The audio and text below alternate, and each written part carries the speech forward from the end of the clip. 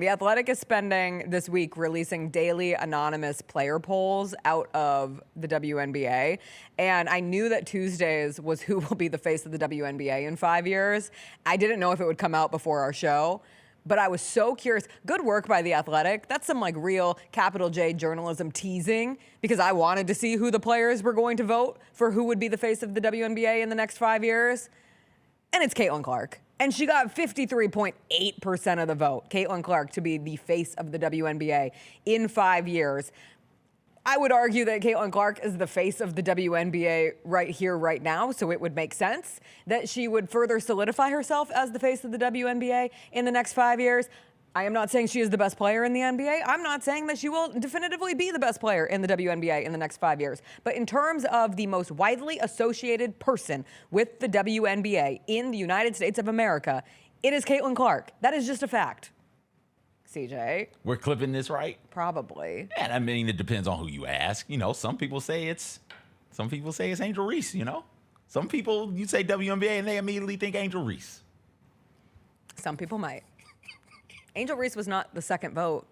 But Juju Watkins was. That was the part that threw me off. Found fascinating that they are already forecasting the players like Juju. Yeah. Or like her enough to respect her enough to recognize, like, oh, when this one comes in, she could be that. She might be that. Obviously, the ACL injury delays the process for Juju, but she has a signature shoe in college. And she has a signature shoe coming out in college. That's crazy.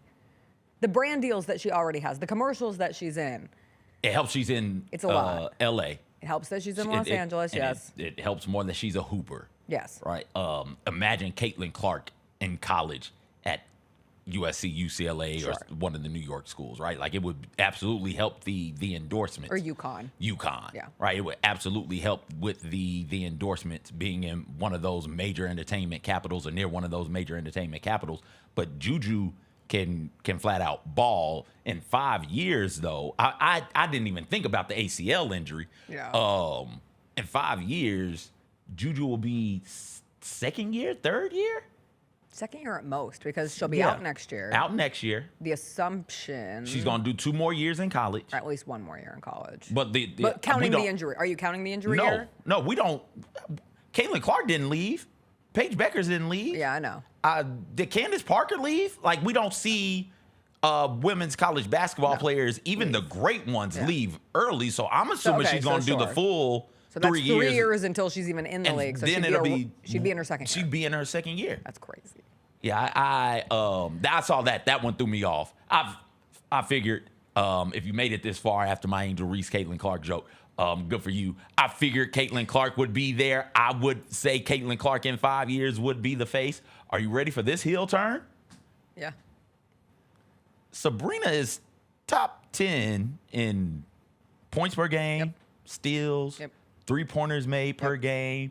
I think she's top 10 in assists as well.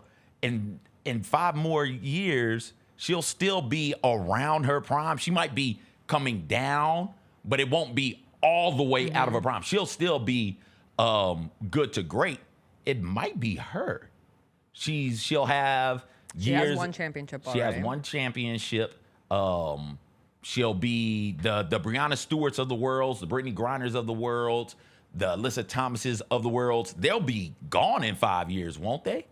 I would imagine they'd be gone in 5 years, and Ionescu is the one immediately behind them. So it wouldn't surprise me. And you talk about somebody who's super popular. A'ja's right in that realm, too. Oh, is They're A'ja the same there? age. A'ja's 28 and Sabrina's 27. So you could make a case for either of them. For great A'ja shoes. also. Great shoes. Both of them got great shoes. Both of them super popular with the people. If you say, okay, tell me about the WNBA, their names would get mentioned at some point in the conversation, even for super casual fans. Yeah. But yeah, I think it would be if I was doing like a list of 5 in 5 years, it would be Clark, Sabrina, I'll go Angel Reese, A'ja, and I'll throw Juju in there at 5. Oh, no Paige? No. I have been surprised. The Paige hype just isn't the same. No, it is. I just don't think we're seeing it. Suddenly on TikTok, I don't know if my algorithm just defaulted to heavy Paige Becker's content for whatever reason, maybe because I was searching and looking up something recently. But the Paige hive is there and real and feels churning in a similar space to Caitlin and Angel.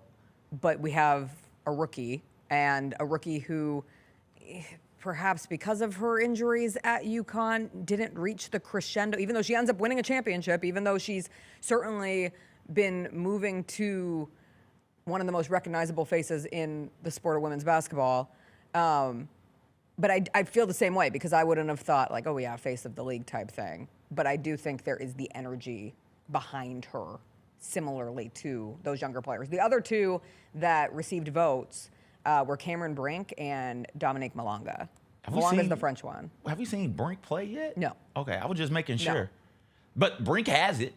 Brink has the style, the appearance, and if the game is on par, like maybe. We do enjoy, in basketball, we do enjoy bigs. We like seeing them go out there and dominate and go through people and finish over people and finish through contact. And Cameron Brink, when she was in college, was able to do all of those things. So if the game is what it was in college, she is playing in LA also. She's playing in one of those entertainment capitals that we talked about earlier. It could be Cameron Brink. We've named about 8, 9, 10 players. The league is in good hands. Yeah. The future of the league is good. I see this. And we're getting into the best. Not even talking about the face. MVP. Not talking about the Alicia Gray. Not talking about some of these younger stars that are emerging. Like the league is good right now. Yeah. Isn't it but good? at the end of the day, like it's clear Caitlin Clark is the most anticipated. She is the face of the league right now, and she is the face of the league moving forward. Depending on who you ask.